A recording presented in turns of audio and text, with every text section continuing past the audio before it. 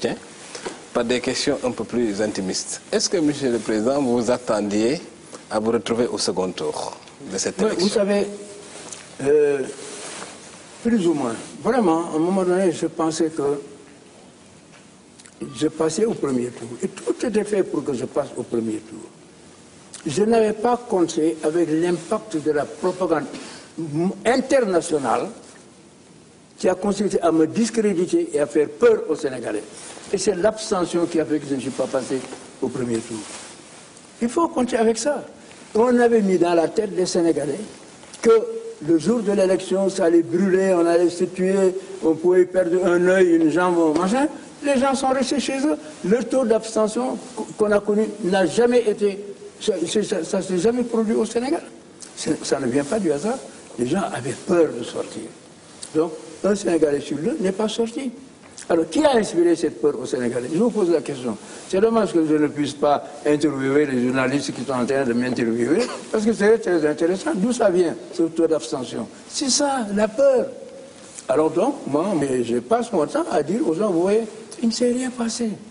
Donc, sortez pour le deuxième tour pour voter. Si seulement mon second et moi, on nous attribuait dans cette dernière moitié, la moitié de ce qu'on a gagné au premier tour, je passe devant. Mathématiques, très simple, j'ai eu 34%. Dans le premier tour, avec la moitié des électeurs. Si j'ai 17%, dans l'autre moitié, c'est parti. Mais qu'est-ce que vous, à titre personnel, non, c'est une question importante. Non, c'est très important. Monsieur le Président, laissez-moi vous poser une question. Non, attendez, votre question est très importante. Oui. Ça, c'est l'incidence de la propagande étrangère contre moi. Et quand tu dis contre moi, contre le Sénégal. Je reviens au machin, Wade ne doit pas se présenter. Pourquoi? Parce qu'ils savaient que j'allais gagner. Et ils ne veulent pas que je gagne. Pourquoi ils ne veulent pas que je gagne? Je vous pose la question. Tous les Africains ont répondu à cette question-là. Parce que je suis un homme indépendant. Parce que je défends le Sénégal et je défends l'Afrique. Ils ne veulent pas de ça. Ils veulent ce que Senghor appelait le nègre de service. Et moi, je ne suis pas un nègre de service. Voilà le problème. Mais à titre personnel. Alors, ils m'ont fait cette guerre, et puis ils se sont trompés, ils se sont rendus compte que rien ne s'est produit. Le deuxième tour s'est fait de manière démocratique, de manière transparente d'un bout à l'autre. Ah, j'étais comme ça. Comment? Alors ils s'attendaient, leurs théoriciens, dans leur laboratoire, avaient raconté des histoires. Et ils ont amené beaucoup d'observateurs. Ces observateurs qui sont venus, avez-vous eu une élection en Afrique, il y a autant d'observateurs qu'au Sénégal? Ça n'existe pas. Des milliers d'observateurs à qui on avait dit, vous allez voir comment chute un président. Eh bien, le président, il est là, il est assis sur son fauteuil, et il continuera à rester sur son fauteuil encore pendant très longtemps. Ils se sont trompés parce qu'ils ne connaissent pas l'Afrique, ils ne connaissent pas le Sénégal, ils ne connaissent pas le président Abdoulaye Wade. Ils sont trompés d'un bout à l'autre. Alors, résultat, tout le monde me félicite. Ah, vraiment, les élections sénégalaises, c'est un modèle de transparence, de démocratie, vraiment. Ce sont des élections tout à fait pacifiques. C'était, j'en suis très fier, parce que j'ai gagné contre eux. Oui, mais la question, à titre personnel, au-delà de ce que vous appelez la propagande extérieure, qu'est-ce que vous reconnaissez comme erreur ou comme insuffisance qui puisse justifier une sorte de désaffection des Sénégalais? Attendez, vraiment, moi je n'ai pas commis d'erreur. J'aimerais bien que quelqu'un écrive quelque part. Moi je n'ai pas... Par exemple, la vie est très chère. La vie au Sénégal est chère. Si la vie est chère, c'est pas de ma faute. C'est par ma faute que la vie est chère. Vous savez ce que c'est qu'un prix? C'est le rapport entre l'offre et la demande. Je ne suis pas responsable. Je ne suis pas responsable si le baril du pétrole monte à $125. C'est ce que j'ai lu. Hein, non, ceux qui fixent ça, ils sont ailleurs, ils ne sont pas ici au Sénégal. Maintenant, c'est la politique qui a essayé de sensibiliser des populations qui vivaient tranquillement pour les amener dans la rue, manifester la vie chère, le panier de la ménagère.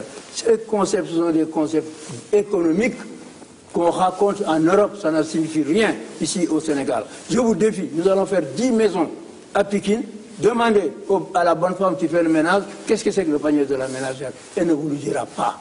Ce sont des concepts de politique politicienne élaborés ailleurs et qui ne sont pas valables ici. Ça n'a aucun sens. Donc, moi, cette propagande-là, c'est une propagande de l'opposition. Mais aujourd'hui, on est dans une configuration de second tour avec Abdoulaye Wade d'un côté, Macky Sall et tout le reste de la classe politique et de la société civile de l'autre côté. Comment vivez-vous cette forme d'isolement en perspective du second tour? J'ai quand même quelques souvenirs de littérature. Horace contre les Curiaces de Corneille. Qu'est-ce qu'il a fait, Horace? Il les a divisés en reculant. Et il les combattait chaque fois en carré, il les mettait par terre, il allait plus loin. Un autre arrivait, parce qu'ils ne couraient pas tous avec la même vitesse, il a fini par les vaincre.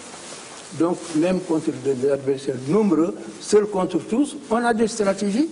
J'ai des stratégies, je vais vous le prouver, parce que je serai élu au deuxième tour. Il soutiendrait celui qui arriverait en tête de l'opposition.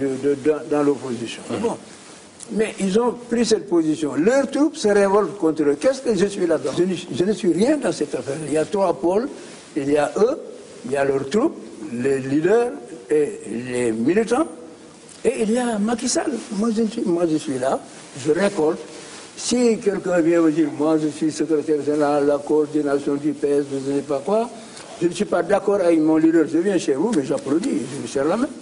Et c'est ce que j'ai fait ici jusqu'à 4 h du matin tous les jours.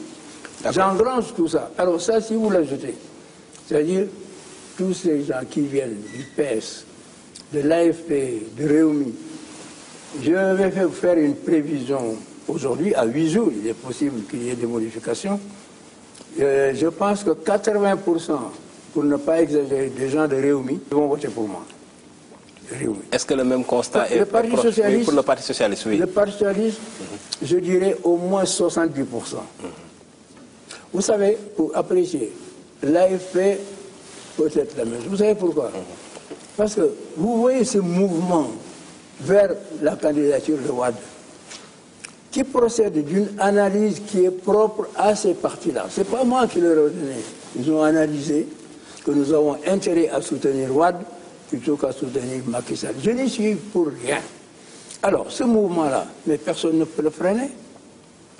Aujourd'hui, dans n'importe quel département ou région, le secrétaire général, les femmes, les jeunes et tout ça, ils viennent vers nous.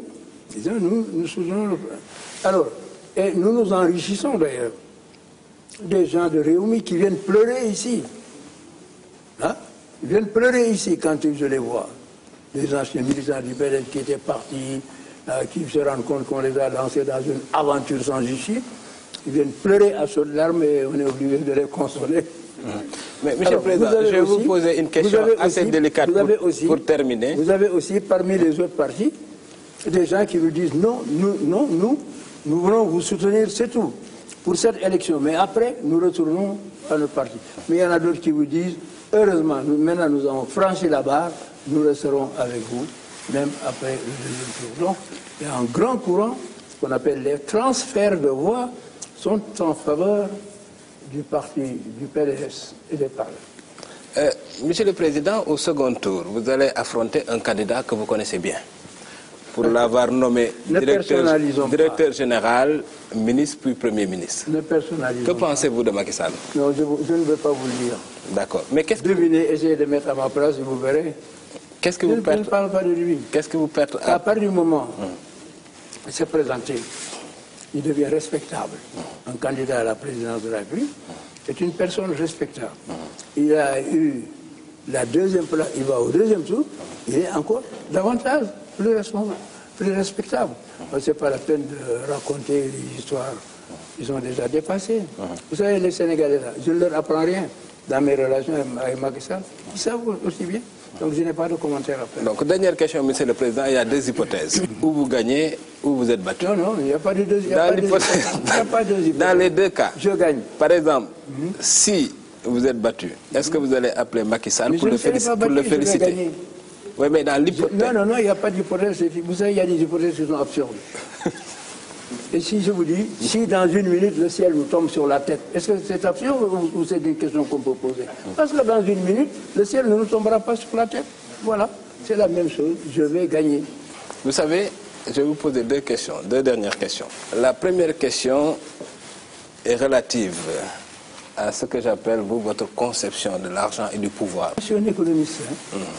Je suis un économiste, ça, allez poser à d'autres, mais l'argent,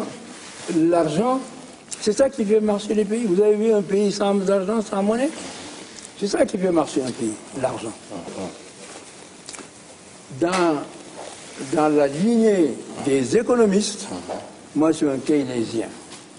C'est-à-dire quelqu'un qui croit à l'investissement public, quelqu'un qui croit à la gestion du déficit, ce qu'on appelle en anglais le déficit spending. Vous pouvez avoir un déficit budgétaire